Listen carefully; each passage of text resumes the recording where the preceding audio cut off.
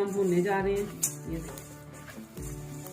जिसका टेस्ट नहीं हमने खराब करना, तो हम बस हल्का सा कि जो नमी है ना उसको हम खत्म करेंगे।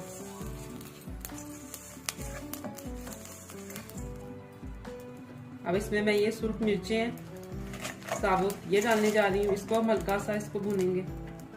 इसमें